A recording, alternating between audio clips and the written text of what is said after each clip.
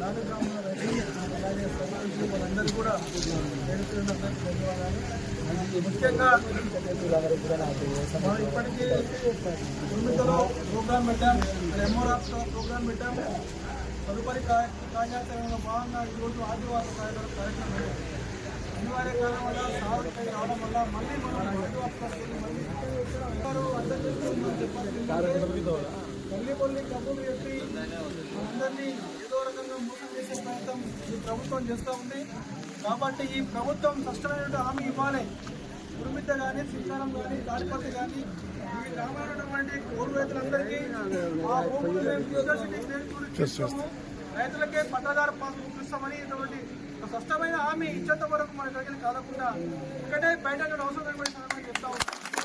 అలాగే ఈ ప్రభుత్వం వచ్చిన తర్వాత ఈ ఆచారం మండలంలో కురుమిద్ద కానీ, తాడిపత్రి కానీ, మేడిపల్లి కానీ, తక్కలపల్లి కానీ, కొత్తపల్లి కానీ, మొండిగోరు అనేక గ్రామాల్లో మొత్తం ప్రభుత్వ భూముల్ని సర్వే పేరుతోటి సర్వే చేస్తూ ఉంది. ఈ సర్వే పేరుతోటి మొత్తం రైతులందరికీ సమాచారం లేకుండా, రైతాంగానికి మొత్తం సమాచారం లేకుండా సర్వే పేరుతోటి, అభివృద్ధి పేరుతోటి మొత్తం ప్రభుత్వ అధికారులు మొత్తం గ్రామాలలో మొత్తం రైతులకు ఇన్ఫర్మేషన్ లేకుండా మొత్తం సర్వే పేరుతోటి, అందుల పేరుతోటి రైతుల భూములు తీసుకోవడం కోసం పెద్ద ఎత్తున ఉపయోగంగా మేము భావిస్తూ ఉన్నాం.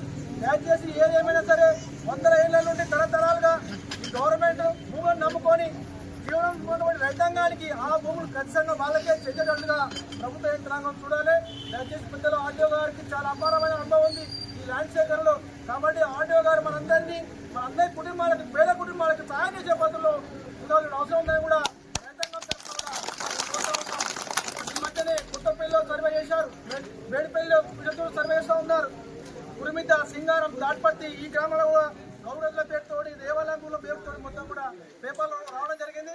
మొత్తం ఈ మండలంలో రైతాంగాన్ని మొత్తం భయప్రాంతాలకు గురి చేసే విధంగా, రైతాంగాన్ని అంతా అయోమయంలో గందరగోళం చేసే విధంగా ప్రయత్నం చేస్తూ ఉన్నారు. వార్తలు వస్తూ ఉన్నాయి. కాబట్టి ఆర్డీఓ గారు అర్థం చేసుకొని ప్రభుత్వానికి రైతుల తరఫున, రైతుల పక్షాన ఉండే విధంగా ఒక స్పష్టమైన హామీ ఇస్తారనే ఒక సంపూర్ణమైన నమ్మకం సార్ మీద ఉంది. కాబట్టి సారు మనకు సహాయం చేస్తారని ఈ సందర్భంగా నాకు చూడే అవకాశం ఇస్తారు.